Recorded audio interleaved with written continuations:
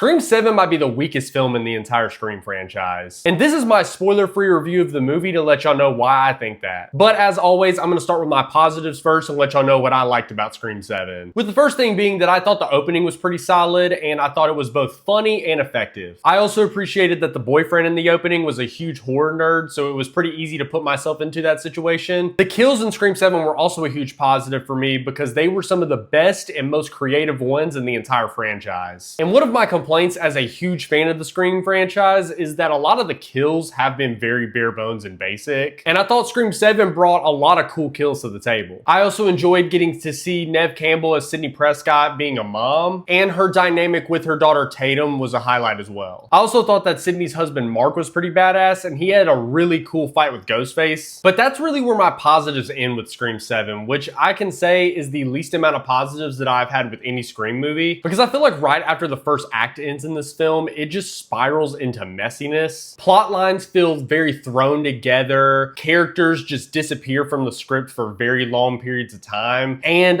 every character in this movie kind of just plays a caricature. Like, all of Tatum's friends in this movie don't actually act like people. It's like they're just acting out quirks and personality types. Like, there's one character that they just call Creepy Boy, and like I was mentioning with the characters disappearing for a long time, I feel like that kills the third act Ghostface reveal for me. And I'm not even just talking about the characters that are Ghostface, I'm talking about regular characters within the movie that just disappear. And they'll reappear in like the ending scene of the movie and you're like, where have you been? And speaking of that Ghostface reveal, that is by far the worst one in the entire Scream franchise. And I said that about Scream 6 previously because I just was not a fan of that Ghostface reveal. But Scream 7 makes that movie's Ghostface reveal look like a masterpiece. Now, I will say that I didn't hate the performance as Ghostface. I actually think that that actor did a good job with the material that they were given. But one of my last negatives with Scream 7 is going to be that there's just cringe-worthy dialogue plaguing this film. It made it feel more in line with Scream 3, for example. Also, I just wasn't a big fan of Isabel May's performance as Tatum, but I do want to mention that I don't think it's Isabel May's fault for the performance for this character because she's really good in 1883, but I feel like it's more of a fault of the really terrible script for this movie. But overall, even if you're a fan of the Scream franchise, I really wouldn't recommend going out to theaters to watch this one, which is why this is my scorecard for Scream 7. And y'all make sure to follow for more movie and TV show content just like this.